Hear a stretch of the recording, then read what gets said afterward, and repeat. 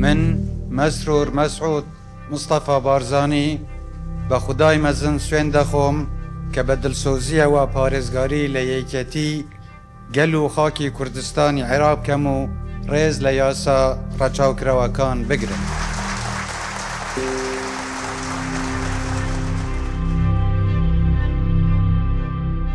لە تەمموزی ساڵی 2019 کابینەی نۆیەمی حکوومەتی هەرێمی کوردستان دەست بەکار بوو، بەڵام تەنها کابینەیەک نەبوو بۆ بەڕێوەبردن، بەڵکو کەوتە بەردەم تاقیکردنەوەیەکی قورس. لەو کاتەی قەیرانی دارایی و دابەزینی نرخی نەوت و پەتای کۆرۆنا دەستی لە قورگی جیهان نابوو.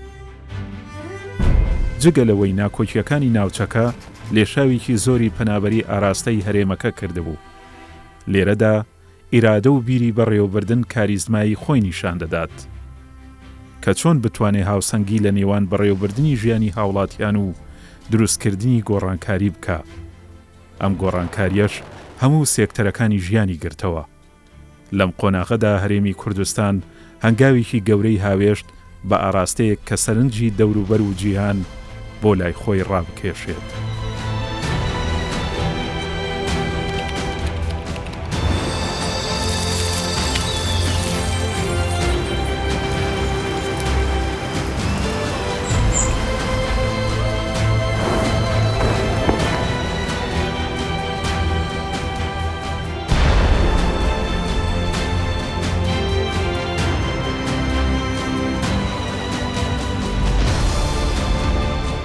ڕووناچی وامان لێ دەکات ببینین، ڕووناچی وامان لێ دەکات باش بیر بکەینەوە، ڕووناچی بەردەوامی و پێشکەوتنمان پێدەبەخشێت.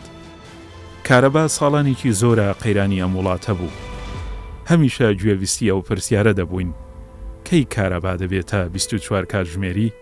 لای خەڵکی تەنها وەک وزەیەک سەیر دەکرا، بەڵام لای حکوومەت وەک ژینگە، ئارامی، خەرجی، برەودان بە کەرتی وەبەرهێنان چاوی لێ دەکرا.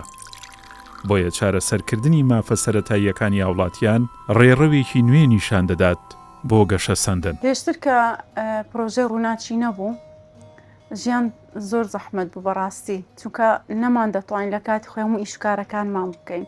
لە هەمووی گرنگتر ئەمن وەکو داکەک زۆر ناڕەحەت دەبووم کاتێککە منداڵەکەم خەوی لێ دەکەت لەناو خەوەکەی کارەبا دەبڕا. ئەنی ئەوەی دەکرد بێتاقەت بین، ئەوجە هەتا مۆلدێش پێ دەکرا کاتە چی باشی دەویست بەڕاستی. جە باوەشێرمان لە منداڵان دەکرد، ئەنی دەکەوتنە ناو ئارەقە. بەڵام ئێستا زۆر ئاسوودێنە لە بەرەوەی پرۆژەی ڕووناچی ئێستا ئەو کێشەی چارەسەر کردیە بە ینی ئاسوودە مەکاتێککە منداڵەکەم دەخەوێت خەمی ئەوم نییە کە کارەبای لەسەر دەکوژێتەوە و ئیش و کارەکانم هەمووی لە کاتی خۆی جێبەجێ دەکەم. لێک کات دەتوانم غەسالەی پێ بکەم، جلکەکان بشۆم و لە هەمان کاتدا جست کارەبایش لێ بدەم. کۆمەڵێک ئیش هەیە وەکو ئافرەتێک وەکو خانمێک لە ماڵەوە کە دەیانکەم هەموو ئیشەکانم ینی لێک کات دەتوانم بیکەم. پێشتر خەمی ئەومان بوو کە پارەی هەم وەلیدەی بدەین، هەم پارەی ڕیسیش بدەین، ینی کارەبای نیشتیمانی. ئێستا بوویتە یەک خەرجی. ئەوە ئاسانکاریەکی زۆر باشی لە بۆ هاوڵاتیان کردیە.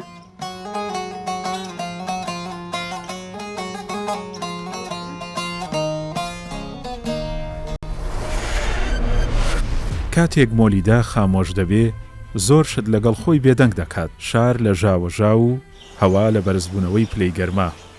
هەناسەیەک بە ژیان دەبەخشێ کە دوور بێ لەو گاز و دووکەڵانەی کە سەرچاوەی ناتەندروستین. جگە لەوەش لە خەرجێکی زۆر و دەستکەوتێکی کەم ڕزگارت دەکا. لەگەڵ خامۆشبوون ئەوەی دەست پێ دەکا هێمنی جوڵەی بازرگانیە. ئیدی تێدەگەیت بەڵێن تەنها نووسراوێکی سەرکاغەز نییە، بەڵکو دەستکەوتێکە کە هەستی پێ دەکەیت.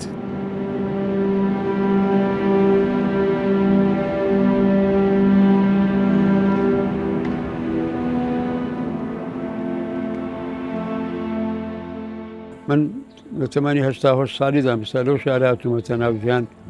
ئێستا گۆڕانکاری زۆر گەورە هەیە لەگەڵ 10 ساڵ 15 ساڵ پێشی ئێستا. ماوەیە کە ئەو کارەبا و شتانە کەم بووە بە مۆریدەی ئەهلی ئەوانە کاری دەکرد، هەر ماڵێک مۆریدەی خۆی هەبوو. ئەمە وای کرد هەتا ژینگەکە بگۆڕێ. دووکەڵی ئەو هەزاران بگەم سەدانیان هەزاران مۆریدەی ماڵان ئەوە هەمووی کاریگەری نەرێنی هەبوو خراپی هەبوو لەسەر ژینگەکە بەڵام ئێستا کە ئێمە قسە دەکەین ماوەیەکی باش ئێستاکە ئەو کارەبایە مۆلیدەکان ئەگەر لە ئاستێکی زۆر کەم ئەگەر مابێ ئەوەی بزانم زۆربەی کارەبای نیشتیمانی پێدەڵێن ئەوەی لەبەر ئەو هەواکە هەتا ڕنگ و هەوای ئاسمانەکەشمان بەجاران هینتر ینی خاوینترە و پاکترە و سافترە.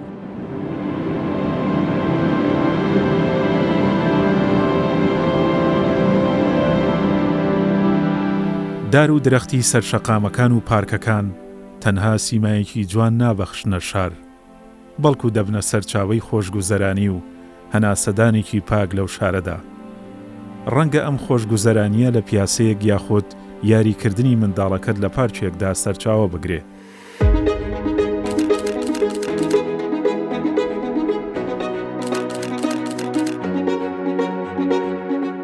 پێشتر مامەڵەیەکی حکومی یاخود وەرگرتنی موچەکەت کە شایستەیەکی خۆتە کاتێک و ماندووبوونێکی زیاتری بویستایە بۆ بەدەستێنانی، بەڵام لەگەڵ گۆڕانی سیستمی دیجیتاڵی توانی بەهایەک بە کات و ژیانی هاوڵاتیان بدات و ئەو کاتەیان بۆ بگەڕێنێتەوە کە ساڵانێک بوو لە سەرەگرتنی بەدەستێنانی موچە و تەواوکردنی مامەڵە حکومیەکان بە فیڕۆ دەچوون.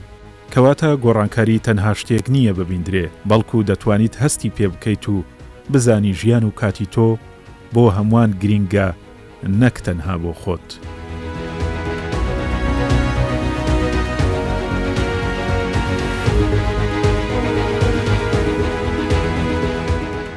سەبارەت بە وەرگرتنی موچە ئێستا کە هەژماری منە بەڕاستی ئاسانکاریەکی زۆری کردووە بۆ هاوڵاتیان و بۆ فەرمانبەران و مامۆستایان. ئەو کاتەی کە بە شێوازی کۆن موچە دووەردەگرت لەوانەیە تەواوی 2 ڕۆژ چاوەڕێت کردبایە تاوەکو موچەکە دەگەیشتە دەستت، جگەلەوەی کە دەگەیشتە دەستت کە پارەی کۆن و زۆرجار پارەی دڕا و پارێک دەگەیشتە دەستت کە زۆرجار لە بازار لەیان وەرنەدەگرتی، ئەوە خاڵێکی زۆر ئیجابیە کە پارەکان هەمووی نوێن و کوالێتی زۆر باشە و جگەلەوە شێوازی وەرگرتنی زۆرجار بەڕێوەبەرەکان دەچوون سرایان دەگرت لە بانقەکان تاوەکو بەریان دەکەوت، دواتر دەهاتەوە ناو دائیرەکان دەبوایە چەند فەرمانبەردا بنیشن پارە بژمێرن پارە جیاکەنەوە هەر فەرمانبەرە و ئیخۆی زۆرجار کێشە دروست دەبوو. پارە نەخسی دەکرد ئەوە دەبووە هۆی کێشەیکەوە چەند فەرمانبەرێک موچە وەرنەگریان تەواوی ئەو شوێنە موچەکەی دوا بخێ بۆ چەند ڕۆژێک تا کێشەکان چارەسەر دەکرێت. ئێستا لە هەر شوێنێکبی ئەوەی کە زۆر خاڵی ئیجابیە لە لای من ئەوەیە زۆر جارە من لە سەفەرم بۆ نمونە لە شارێک لە شارەکانی کوردستانم لە هەر شوێنێک ATM هەبێر ئەو کاتێک کە نامەم بۆ دێ ئەمن دەتوانم موچەکەی خۆم لەو شوێنە وەربگرم. ئاسانکاریەکی زۆر باش کراوە و هەژماری من یەکێکە لەو کارە جوانانەی کە حکوومەتی هەرێمی کوردستان لەو کابینە هەستاوە پێی و کردوێتی.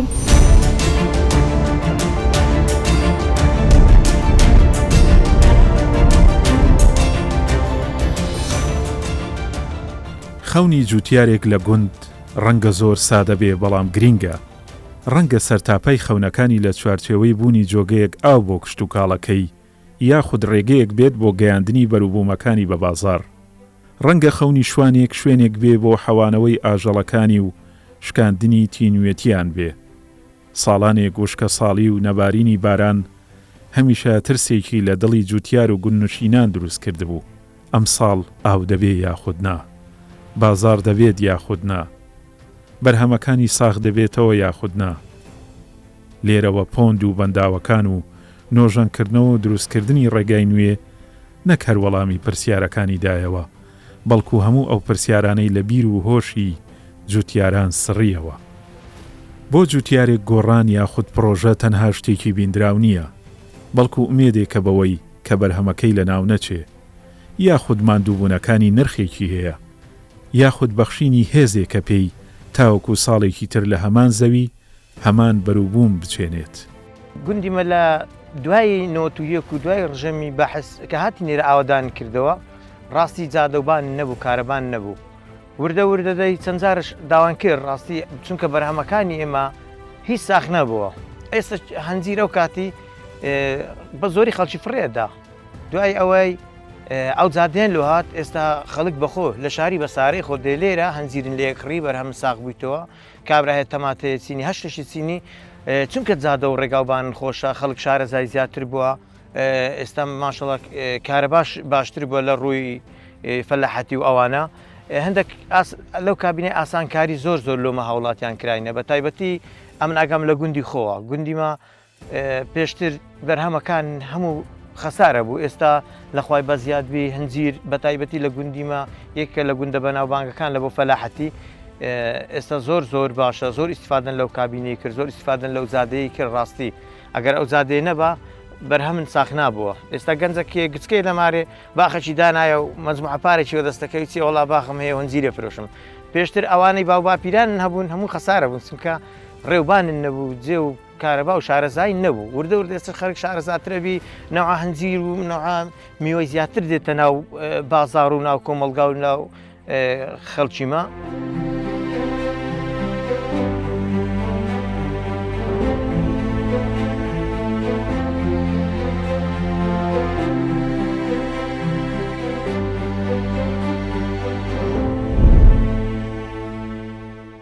هەمیشە ڕێگاکان ڕێڕەوی کۆچی مرۆڤەکان بوون هەمیشە ژبیریان لەوە کردوتەوە کە چۆن ئاسانترین ڕێگا بدۆزنەوە کە بە ماندووبوونێکی کەمتر و کاتێکی کەمتر بیبڕن ڕەنگە لای ئێمە شەقامێک بە ڕێگا ببینین بەڵام ماناکەی لای کەسێک کە ژیانی ڕۆژانەی لەسەر ئەو ڕێگەیەیە گەورەترە بۆ بار هەڵگرێک ڕێگاوبان ڕۆژانەی خێزانەکەیەتی بۆ دایکێک سەلامەتی منداڵەکەیەتی بۆ گەیشتن بە قوتابخانە بۆ جوتیارێک گەیاندنی بەروبوومەکەیەتی بە بازار کەواتە ڕێگا ژیانی خەڵکە و پەیوەندیە ئابووریە هێزی ژیانی هاوڵاتیانە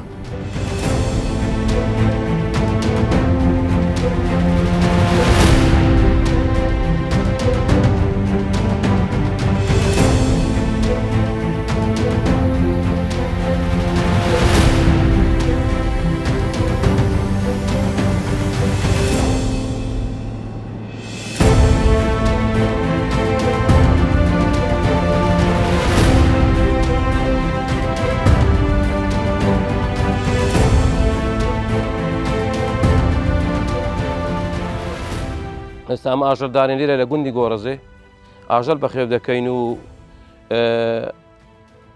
بەروبووم و شیر و ماست و ئەوەیە بەرهەمی هەیە ئێستا ئەمە چەند ساڵە پێوە مشغول بووینە ئەلحەمدولیلا سای لەخوا بەزدادبی لە حکوومەتی هەرێمی کوردستان کە ئەو پرۆژەی ئاوی لۆ هینانە ئاومان نەمابوو چێرە بە بەخێوکەین ئاوی من مابوو لۆمارە ئاوشمان نەبوو یعنی ئاو زۆر کەم و کەسراین هەبوو لە گوند لە ئاوێ ئێستا ئاو پێ ئاوی ئەلحەمدولیلا لۆ حیسانە زۆرە لۆ ئاژەڵ و پێ ئاودانێ و لۆ خزمەتکردنێ لۆ ئێستا پێشی ئێستا خەرکەکە زۆر بەرەو دەرێ ئەڕۆی لۆ شارە ئەڕۆی لە بەبێ ئاویە ئێستا ئەو خەریکە ئێستا تێنەوە ئێستا خانین و لێ لە بەرماری مەکرا وای کەرانە خاین و خەرکەکە بەرەو زیاد بوون ئەچی وەتی ئاو پێ بوویتەوە ئێستا ئاو لە کابینەی نۆم ئاومان لۆ هاتیە ئاوەش چاکمان لۆ هاتیە لەخوا بەزیادبی سپاسی جەنابی برا گەورەکەین سەرۆک وەزیرانی حکوومەتی هەرێمی کوردستان وەتێن و هەتوویەشی ئێمە ئاژەداریکەین ماتینەوە گوندێمە ئاژە لە بەخێوەکەین بەس پێشی ئێستا کارەبامان نەبوو نامازانی چ لە شیر بکەین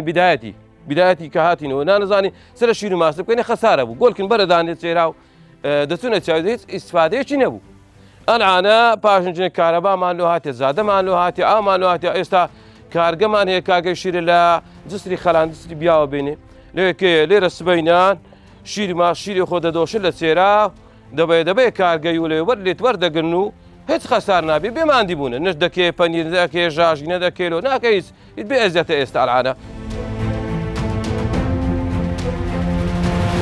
دڵی هەر وڵاتەیەک بازاڕەکەیەتی هەتا لێدانەکانی بەهێزتر بێ جوڵە و ژیانی خەڵکەکەی ئاستی بەرزتر دەبێ بازار تەنها بە کڕین و فرۆشتن ناناسرێت بەڵکو پەیوەندی لە ناو تاکەکانی کۆمەلگا بەهێزتر دەکات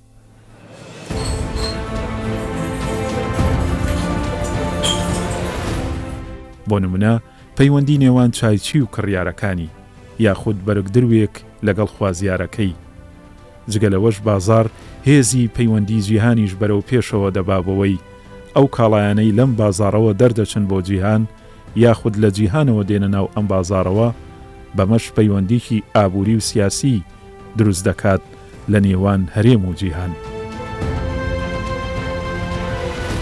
بە شێوەیەکی گشتی کاتێک بازار زیندووە داهات زیاد دەبێت کە داهاتیش زیاد بوو ئارامی و دڵنیایی بۆ هاوڵاتیان دروست دەبێت. وڵات بە پێشکەوتنی وڵات ئاو کارەبایە ئەگە ئەو کارەباتە بوو وڵات بە پێش دەکەوێت.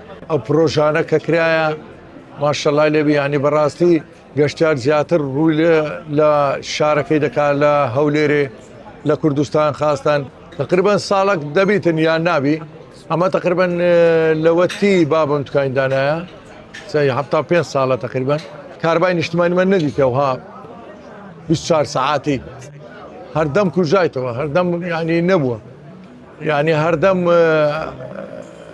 پچرە هەر نەبووە و هەبووە و بەس ئێستا ماشەڵای لێبی زۆر باشە بەڕاستی ئەو پرۆژەیە باشترین پرۆژەیەکە سەرۆکی حکوومەت کە کردیتی دەستخۆشی لێ دەکەم بەڕاستی زۆر باش.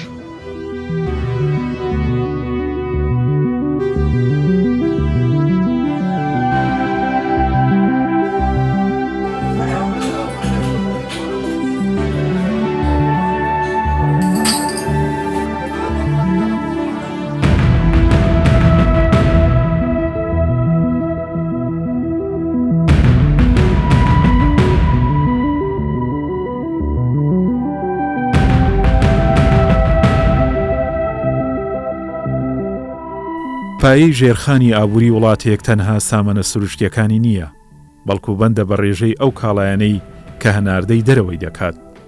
کاتێک وڵاتێک لە بەکاربەرەوە دەگۆڕێ بۆ بەرهەمهێن، هێزە ئابووریەکەی دەبێتە پارێزبەندی سیاسی و لە دەوروبەر بە هەندەوە چاوی لێ دەکرێت. هەناردەی کاڵایەک تەنها بەدەستێنانی پارە نییە، بەڵکو فراوانبوونی دەستی کار و گەشە سەندنە، هیوا و هێزی کۆمەڵگەیە کە دڵنیایی پێدەبەخشێت کە ئایندە زۆر باشتر دەبێت لە ئێستا.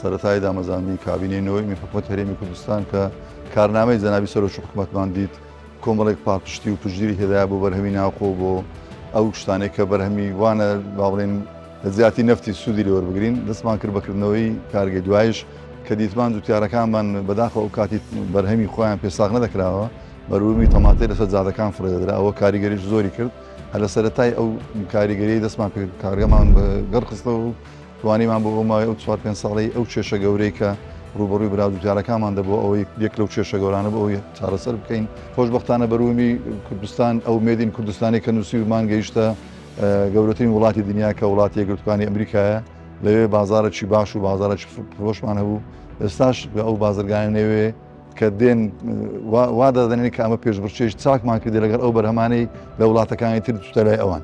خۆشبەختانە ئەو 3-4 ساڵێک کە کابینەوەیم دەست بەکار بوو پشتگیری باشی کردین و پاڵپشتی کردین بەدەیان کارگەیت کە زیاد بنێسە بەرهەمی ناوخۆ بەرهەم دێنن ئەو پاڵپشتیە بەرەو پێش بڕوە بەدەیان کارگەیتی کە زیاد دەبێت لە کوردستان هەر هیچ نەی بۆ شاوی تەماتە و خواردەمەنیەکانی تر بۆی ئەو داوایمە لە حکوومەتی هەرێمەیە پاڵپشتەکانی هەروەکو پێشان زیاد و زیاتر بی.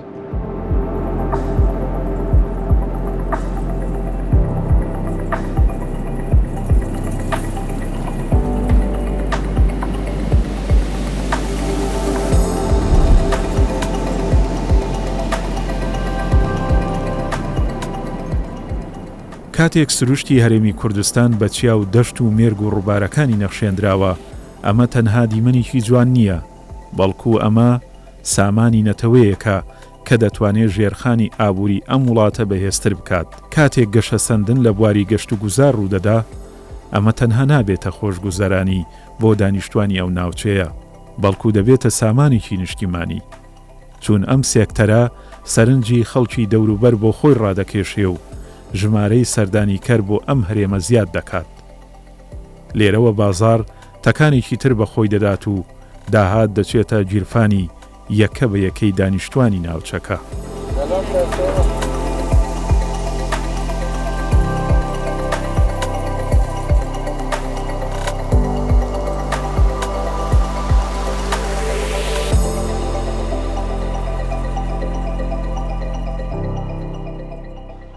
دۆری ئارانێ ئەو ئارانە بەخۆ مندارم لەو ئارانەیمە ئەو ئارانە زادەشی خیری لۆ هاتیە هەموو مارات سیمەنتۆی کرا پێش ئەمن و ئامانەت باشە زادە مەتکەب وەختی خۆ مەتکەب وەخت خۆت پڕمبێ لەو لای ڕاوەستان بە پێ مندارەچوون ئەلانەکە ساعەتی لۆ کرا و زادەچوی تەوێندەر و هەتا بە واسەی مەتکەبی لۆ خەبستان ێرچووە زۆر باشە زۆر ڕێگاکی باشە الحەمدولیا لە خۆی بەزیادی بی کامینەی نوەم کردیتی ئەو شانە ئەمن و ئامانەت باشە یەک عیبی یەک کێشە نییە گەشتیاری وەڵا دۆری ئارانە هەت لە خەریفان ڕاگەشتیاری هەتا چاوتە حکومەکە ئەمن و ئامانەت زۆر باشە.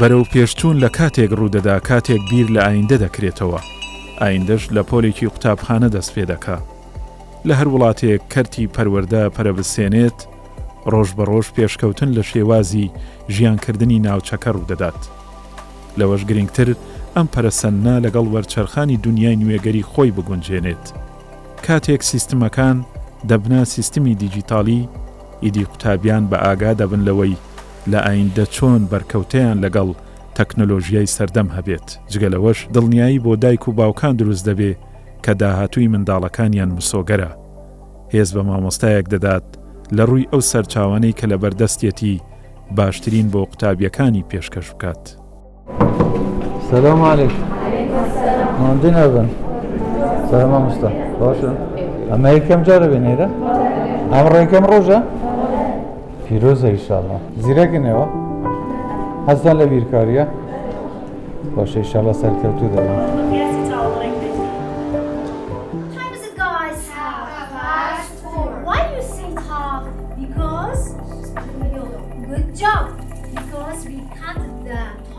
تەلەبە یان قوتابی ئەم بێژین وان ساڵێ دوماهیکێ gelek farktir بۆ خوێندنê têne medrese yan têne qutabxane lahekê dî ku em bêjin gorankariyê pertûkê geleka asankariye hatiye kirin heta bo min ku ez wek mamosta ez jî tişêm îstîfadekê zor li wan pertûka bikim ku her pertûkekê her babetekê QR-eka taybet bi babetiye heye اللهكي ديفا يعني امتشين بيجين كابينان يا حكومة هرم كردستان ابكي دي لبوار پرورده زيده كري او جي ديكو باب كار آسانيه كا زور يا بهات يكرن ديكو باب تشين نكو سردانا مدرسه بكن يان قطابخانه بكن بلكو لريا وي ابي بشن انجامن تاقي كرنويت قطابين خو ور بگيرن آسه هل سنگاندنا قطابيت خون ور بگيرن